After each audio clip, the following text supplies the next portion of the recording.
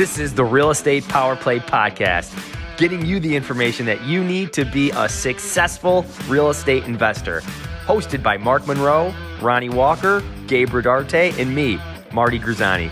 Combined, we've done thousands of real estate transactions. So get ready for real stories and true case studies on finding deals, growing portfolios, and making money. Welcome to the show.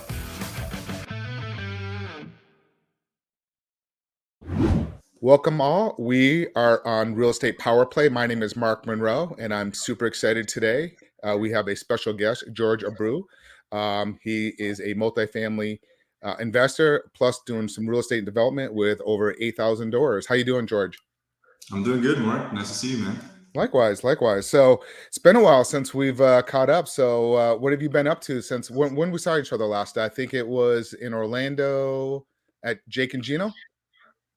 Yes, I think October, so. right? Was it September, October, somewhere in that area? Yep. Yeah. Right. I don't know how you keep track. Every time I turn around, I see on social media one of these events. So what's been going on with you? Tell us, since you caught up with you since the last 6 months, what's been going on in your world? Yeah, I mean, the markets continue to get rocked, right? And change. So we've been a lot of focus on our operations and our current portfolio while still looking for deals. We've had some success with some conversion deals, hotel to multifamily, and then a couple A-class buying from the developer, and then also developing some stuff ourselves. That's awesome. Yeah, I think last time we were talking, what was it, a hotel that you're converting into multifamily in the Jacksonville area? Right. Yeah. So what's that look like? Tell us, what kind of process does that look like? Yeah. So, I mean, it's obviously zoned as a hotel, right? So first thing is we want to make sure we get it rezoned for multifamily. So we put it under contract contingent to getting that rezoning. It was a process. We went ahead and hired one of the well-known land attorneys in Jacksonville.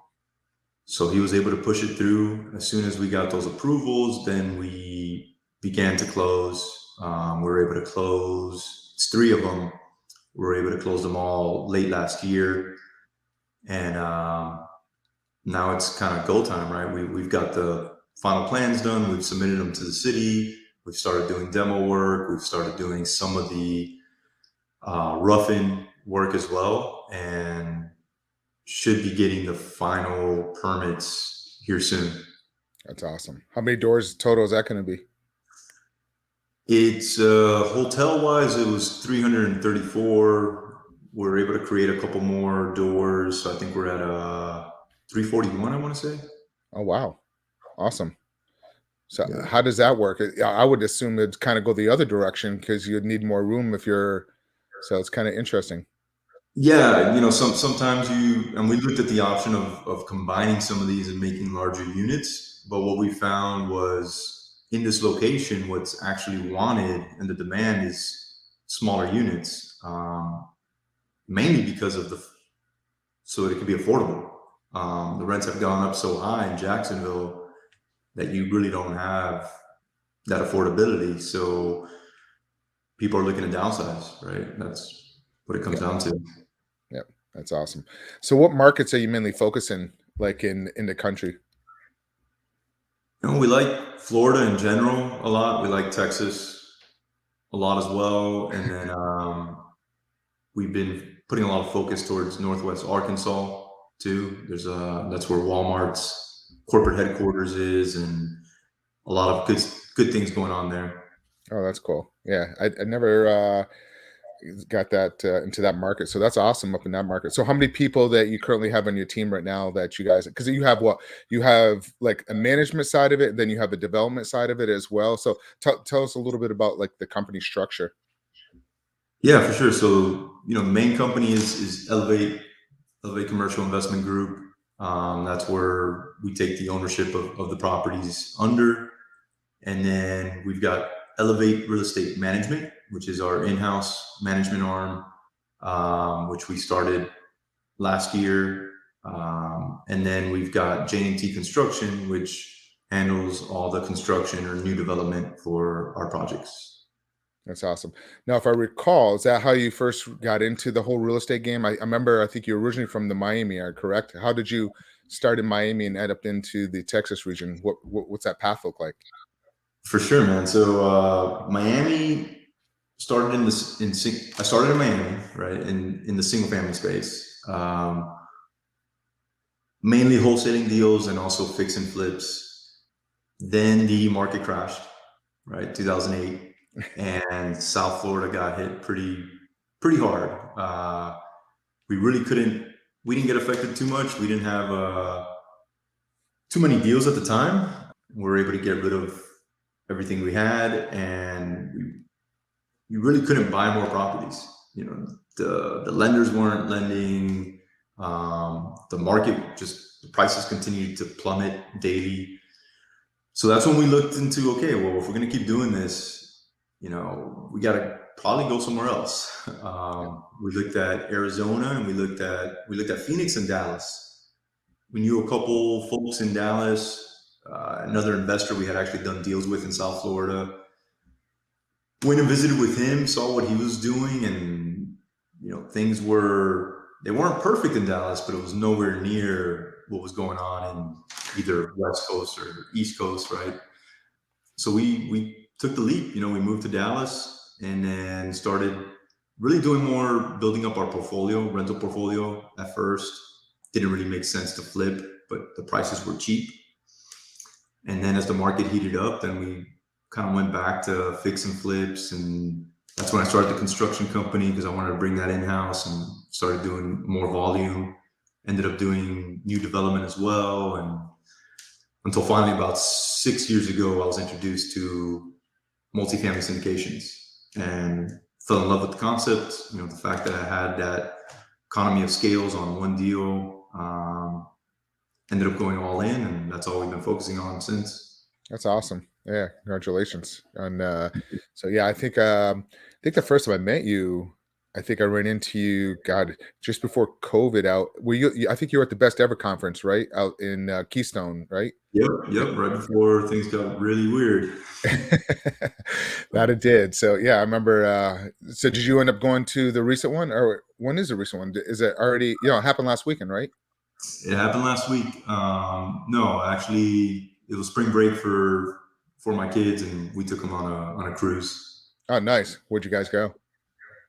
We went to all around Mexico, pretty much. Yeah. Very nice. So what are you guys projecting now? Like, what's your game plan since let's talk a little bit about the market and how you positioning yourself and what you're looking at, and, you know, how are you looking at in the conditions, especially what just happened this past weekend? Yeah. I mean, this past weekend, you know, another wrench in there, right? I honestly think it's probably going to end up being positive for multifamily.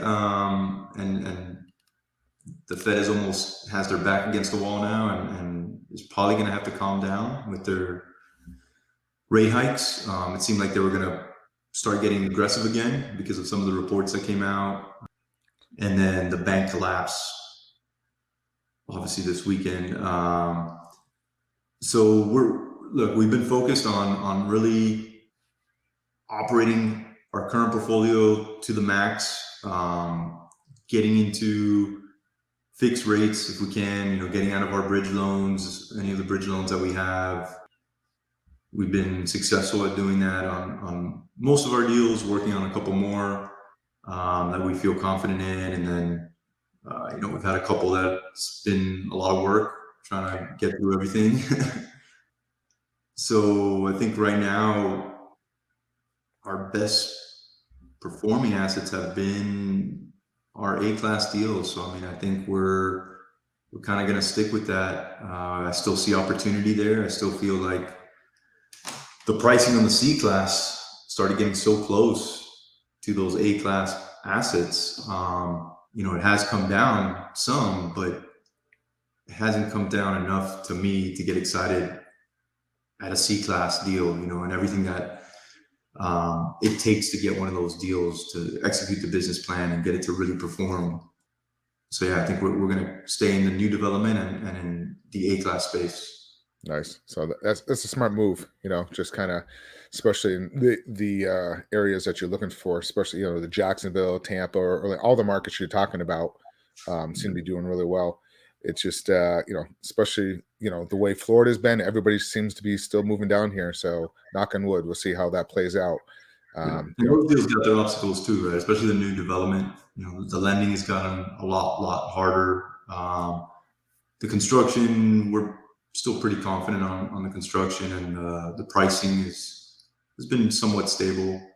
So how are you looking at it where, with, because of the housing market slowed down so much, the residential, how are you guys looking at it? I know when you guys underwrite deals, you normally look at the area of like what's going on for multifamily. Are you starting to look at like some of these like new development single family homes where they're going to be rent models instead of actually sales models? Are you guys taking that in consideration when you're underwriting deals now? You have to, for sure. We definitely look out for that and make sure that we're not trying to hit rents that somebody can literally go rent in one of these build to rent homes versus one of our apartments. So yeah, it's definitely something we're looking at. We're looking at absorption as well in some of these cities that have had a lot of units come up and still have more units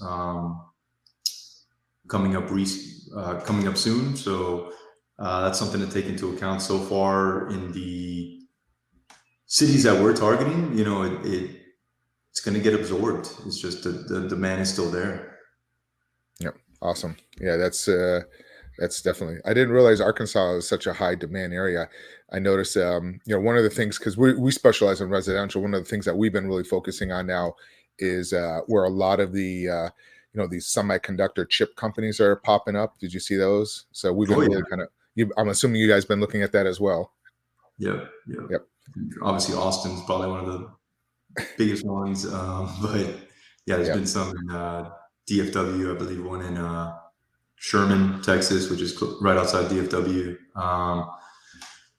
Yeah, we like those suburbs that are right outside the metro areas that are experiencing that growth.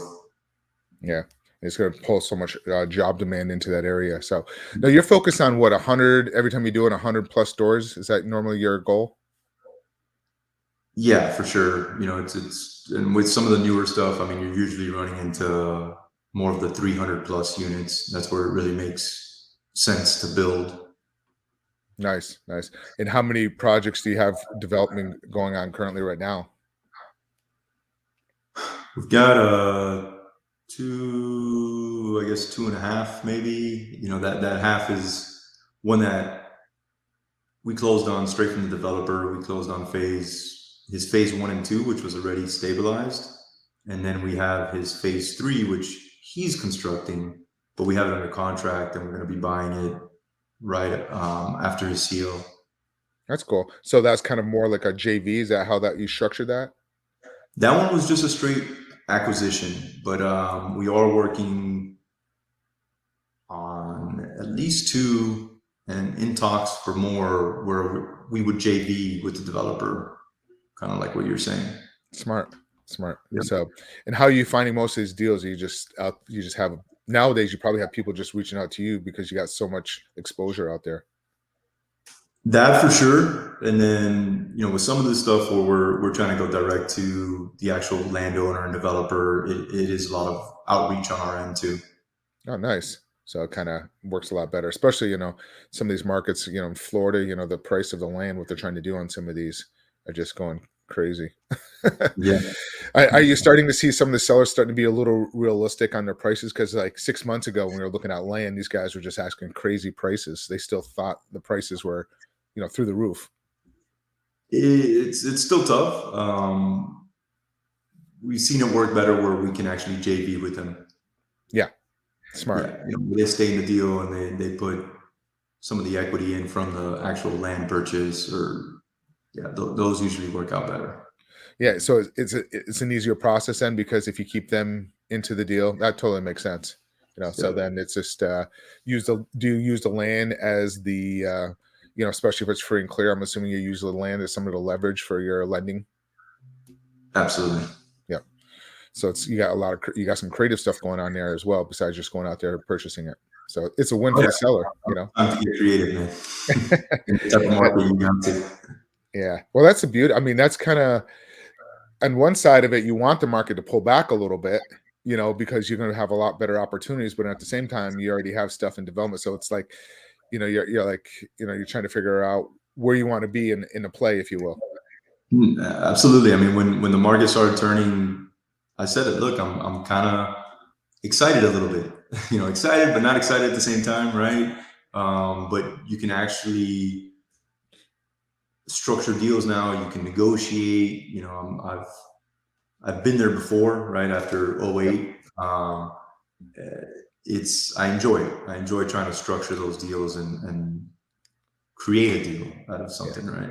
Yeah, I'm with you. It's a lot more fun doing this stuff like that. Paying somebody, more than they're offering, or more than they're asking, and I don't enjoy that so much. Well, I mean, it's a win. I mean, it makes it so much easier, so you don't have to go out there and raise so much capital. You're using the land and you're bringing the seller into it, and it's a win for the seller as well.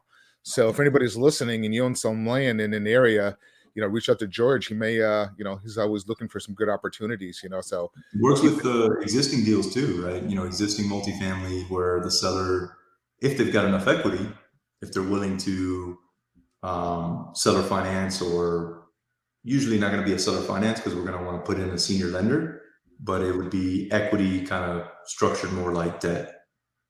Got it. So, yeah. So why don't you kind of talk a little bit more, like if there's a seller listening right now, like you're kind of mentioning, like how you would structure something like that. Yeah, sure. So let's say, somebody's got 100 units or so and they want to sell it for 10 million and they only owe, let's say, 5 million on it. Well, if we pencil it as us coming in with that 10 million and getting a senior loan and then raising the difference in equity, maybe it doesn't pencil. But if that seller puts in maybe half of their profits, right? Let's say they put in a 2.5 million at that point, right? At good terms, really good terms, then maybe it pencils at that 10 million.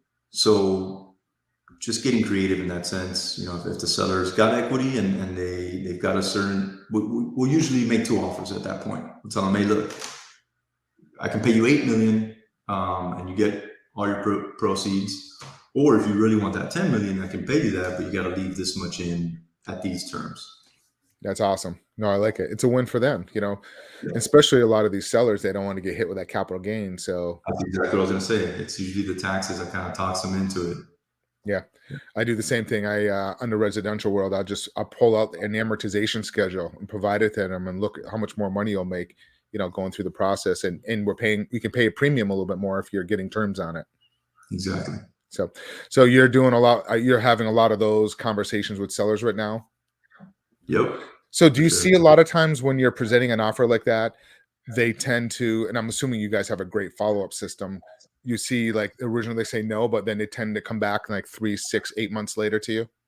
Yeah, the only way this stuff works is if your follow-up is on point. It's not going to get accepted right away. It's going to take months. I mean, like you said, finally the sellers are starting to come around and realize, hey, I'm not going to get this price anymore. Just not going to happen. So they're more open to some of the stuff I'm talking about here. Yep. No, it's the same thing in my world too, on the residential side stuff over there, where I really focus on that. It's the same thing. 70% of my deals, like you mentioned, come from your follow-up system. And it's amazing that some of these investors go out there, they put an offer and then they never follow up and they go on to the next one. They're always chasing that other deal when you already have that relationship and you built a rapport with the previous person. Right. You've taken all the time to underwrite the deal. You analyze it. I mean, might as well see it through. Nice. So, tell me a little bit. I think do you have an education course too, or is it mainly, I know you do some type of, is it mastermind? Both. So I've got a coaching program, started that early last year. It's smaller than some of these, large groups you see. It's very hands-on. I take them through my current deals. They come whenever I'm visiting the properties, and they actually, I wanted to more learn as we go, kind of a hands-on feel, right? Versus theory. Because theory is not always, especially in real estate. I know. I tell you, you have so many of these guys out there training these people, but they're actually not doing deals, and it's just in time, like within a year, look at how much different change in the market. And it's hard to train somebody in one strategy, and teaching things when things totally change. But yeah, that's good that you're doing hands-on. So I'm sorry to cut you off. So you're doing the coaching and go ahead. Right. So the coaching, I've kept it somewhat small because of what I'm saying, it's very hands-on. And then also part of a mastermind where we get together quarterly, and partnered up with somebody that already had the mastermind going, but they wanted to build out more of a multifamily side of it. And that's great too, because we get together, we share ideas, things that are working, that aren't working. It's great stuff. Yeah, I think masterminds are huge. Really takes you to another level. I mean, you're just surrounding yourself with like-minded people, and then just sitting there listening to somebody with experience, and something that worked, like you said, that worked for them, and then it's like, oh wow, that's a great idea, and then you collaborate and actually end up doing deals together. Yep, that too. I think that's really huge on that type of thing. So, are you tell me a little bit, also, people are out there. Say I'm listening to this, but I'm not in real estate investing, but I have some capital to put to work. How can somebody like that put some capital to work in some of these type of deal structures that you're doing? Yeah, I mean, specifically? Sure. Give an example, like the syndication world. Why don't you kind of tell some people a little bit about that whole model, and if they, how can they look at different type of deals, if you have any deals that's coming down the pipe that they want to invest in?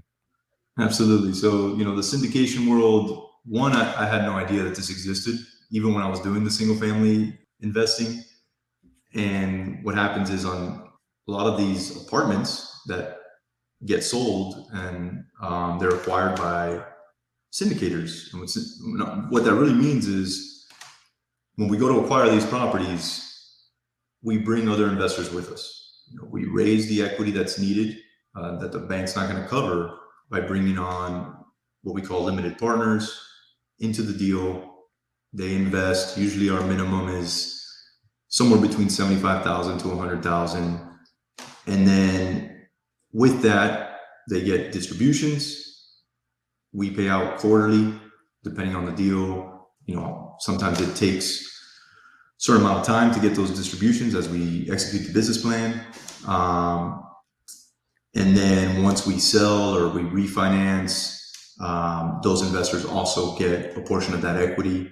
Usually it's around a 70-30 split, meaning 70% of the profits go to our investors, 30% goes to us, the general partners, the ones actually running the deals. 100% passive. The investors just invest the money, sit back, they get our updates and their distributions.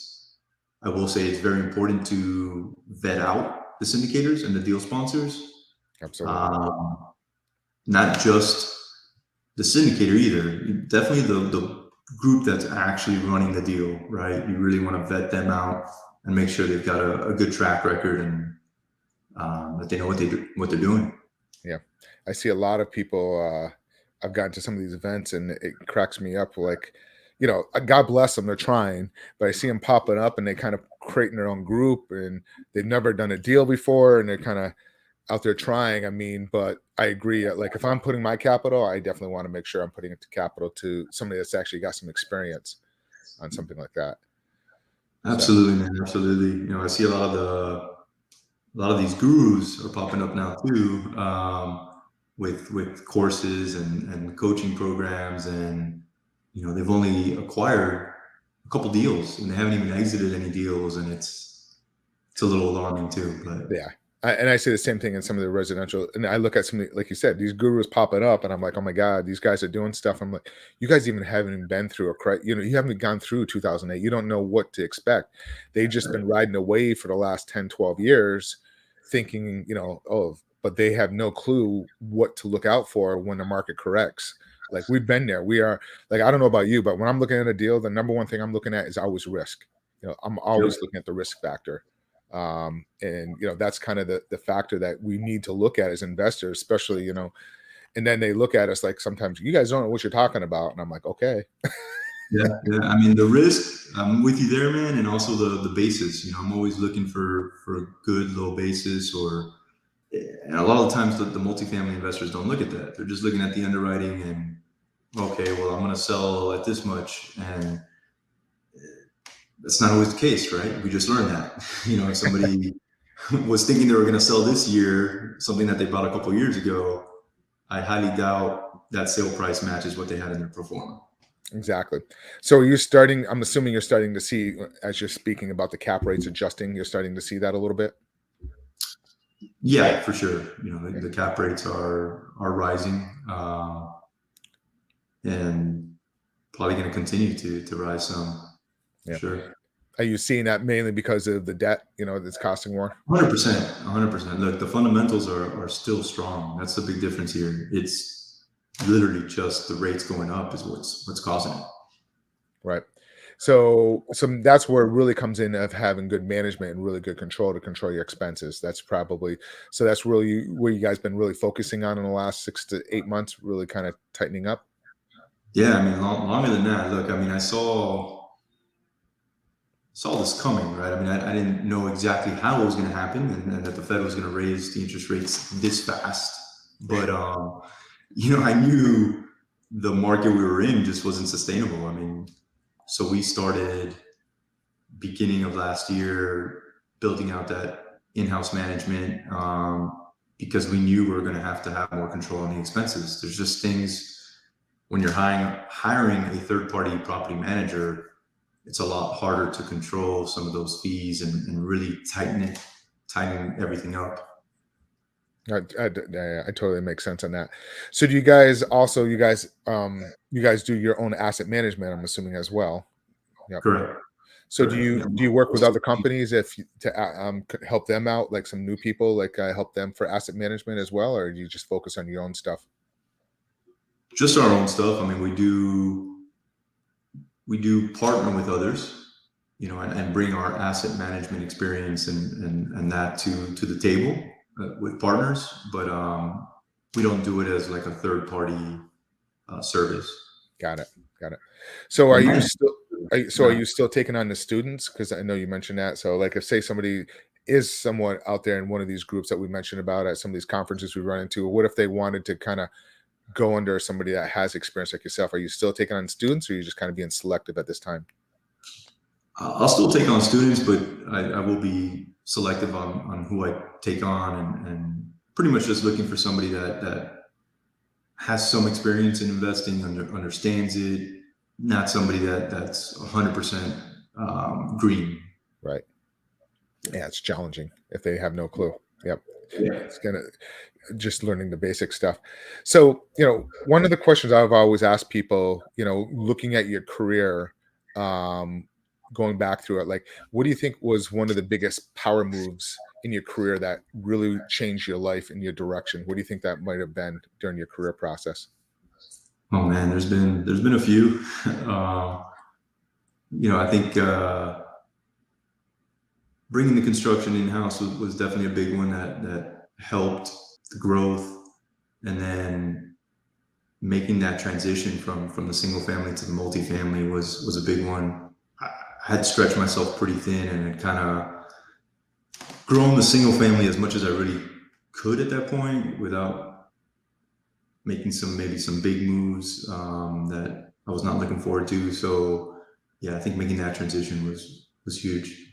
Yeah, it's a lot easier. How many single family homes did you guys have going at one time when you're back doing it? Oh man. A lot of work. Yeah, a lot of work. I mean, we were probably at the max, maybe doing at least 10 renovations / new builds at a time, not including the deals we were wholesaling and that kind of stuff. So you totally shut that operation completely down and went straight into the multifamily?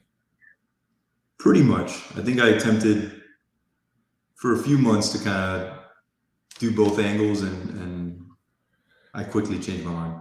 No, I see that a lot of times people in the residential world have to do both. They have to do, it seems like they struggle because you have to have the cash flow coming in because you usually don't see a return in the multifamily commercial arena for quite some time.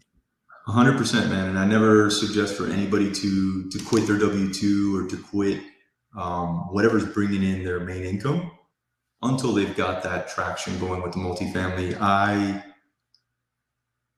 I had other money coming in. I had the construction company that was still doing, third party work, and I had other income. So I was able to do that without any issues. Right. And what did you just partner up with somebody that had the experience? Is that kind of how you learned the game back in the day? Actually hired a coach and awesome. Learned that way, and then ended up on the first couple of deals, partnering with somebody that had the experience. Yep. As well. Yep. Hands on. And what do you think? What do you think one of the biggest, like, I wouldn't say mistakes, but hiccups that you learned from that? That was a good learning experience. Yeah, man, I would. It's always learning. You always got to be willing to learn. I learn something new every day. I think it feels like, but really, I mentioned I was stretched pretty thin. I think that was a learning experience where I tried doing too much, and my focus was all over the place. I was trying to grow, with the single family, and then I was trying to grow the construction company. Within the construction company, I'd started a roofing sales division, and I was growing that, and it was just way too much. And when I started cutting some of that stuff out and just really putting my focus towards one thing, it was a game changer. Yep. That's the big problem with most real estate investors when they start out. They're all over the place. They see the way, the syndrome, I want to do this, I want to do that. And that's kind of like us as entrepreneurs, we want to do that. So you have to stay focused because otherwise you don't get anything done. You're just getting pulled in 100 directions or you get burnt out. Yeah. And you hear everybody always say, several income streams, and 100%, I agree with that. But you need to have your main income, and you really need to focus on that and get that operating to the max for you to then bring in these other income streams. Nice. Now, where would people listening to us, where would they be able to reach out and try to find you if they're interested in finding more about following you? Yeah, we've got a bunch of information on our website, which is Elevate CIG, stands for Commercial Investment Group. So elevatecig.com. They can also reach out to me through email. They want to email me George or Jorge, Jorge, at elevatecig.com. If they say they heard me on your podcast here, I'll send over a bunch of free content.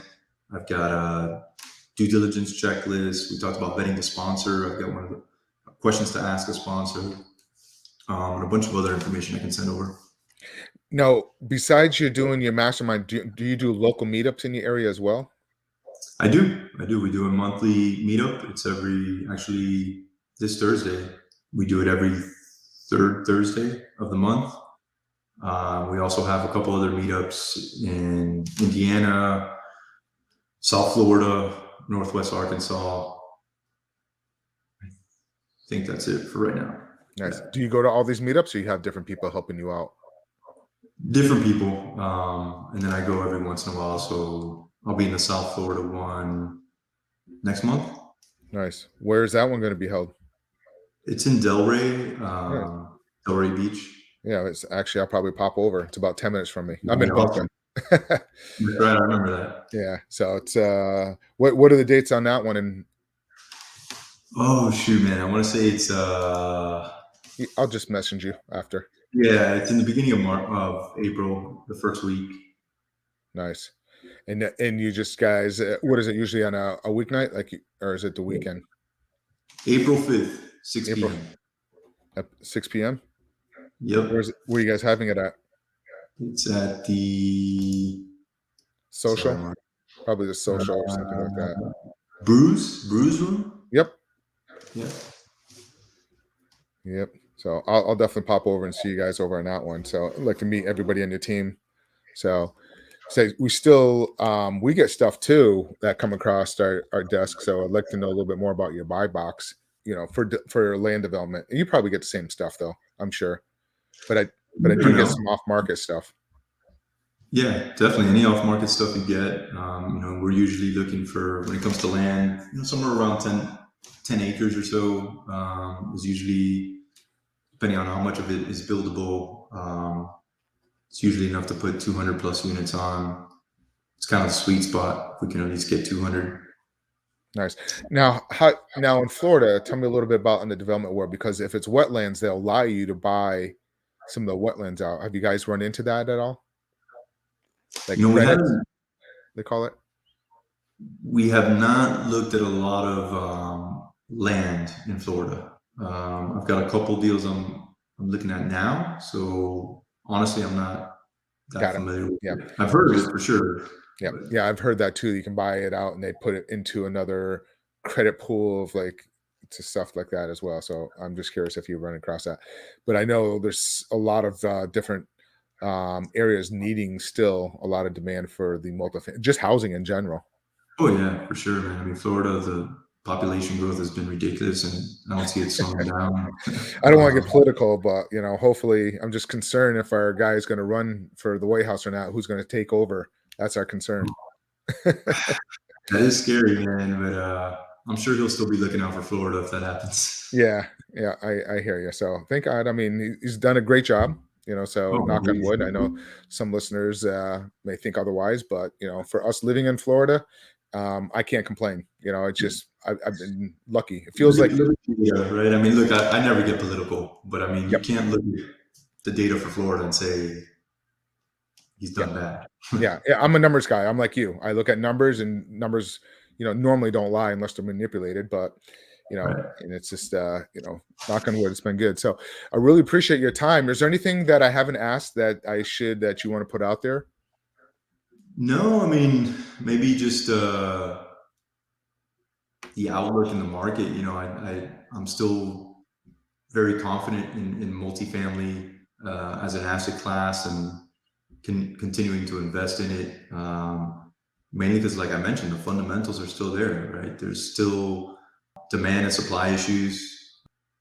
There's, even with the housing and the debt, right? It's harder to buy a house now. Where does that leave you? Leaves you renting, right? So just the deals need to be structured correctly. It's definitely a lot harder to do that right now with the lending and equity. A lot of people sitting on the sidelines. I'm a strong believer that when something like this happens, it's not the right time to sit on the sideline. It's actually the right time to figure it out. We did it back in 2008. Everything we invested in back then, after the collapse, we did amazing. So we plan on doing the same now. Yeah. I mean, it really comes down to management. I mean, these banks that are failing, a lot of it has to do with the management. That's really what it comes down to, versus, the banks that are thriving with cash. Look at who's managing them. So that's what it really comes down to. So it's the same thing as any business. I see this weekend, oh my God, on social media, everybody's running to the bank on Monday, pull your cash, Everybody on banks too. Everybody owns their own bank now, apparently. I actually jumped into the stocks yesterday, the bank stocks. Oh, I did. I'm like, okay, it's just like I did, and then I now look at them at today. Knock on wood. So yeah, you knew the government was going to step in. Would just keep on printing money. So yeah, that's the only bad part of it. Continuing with the inflation, pretty much, right? With the problem that caused it. Yeah, I mean, that's exactly what caused this whole mess. But anyways, it's like I said, I mean, it's kind of a blessing in disguise for the real estate game that this happened with the bank failing, because now, like you said, tomorrow's going to be a big day with the Fed, if what they're going to end up doing, if they're going to keep rates going, or they're going to have to just stabilize everything. Otherwise, you're going to have more problems with the banking system. You would think so. I mean, they're definitely not going to do the 0.5 that people started talking about. I mean, I can't imagine that they would do that now. Yeah, I'm probably thinking, I think that somewhere in probably a quarter, because then they could scare people the other direction if they don't do anything, thinking the banking system. So I think it has to be a happy medium somewhere. I'm with you. I think a quarter, and maybe even stopping next time. I don't know. We'll see. Yeah, I'm with you on that one. So, but it's been great. Once again, how can everybody reach out to you? So it's elevatecig.com or Jorge, Jorge, at elevatecig.com. I still prefer to be called George, but I say Jorge because it's spelled Jorge. Well, thank you so much for coming on Real Estate Power Play podcast. For everybody that's listening to us, please listen to us on your favorite podcast, or you can follow us on your YouTube channel. And thank you guys so much for your time. Thank you so much, George. I appreciate it. Thank you, Mark. Take care. You too, man. This has been another episode of Real Estate Power Play, guiding real estate entrepreneurs to a brighter future. If you liked what you heard, consider subscribing wherever you listen to your podcast, or follow us on YouTube at Real Estate Power Play.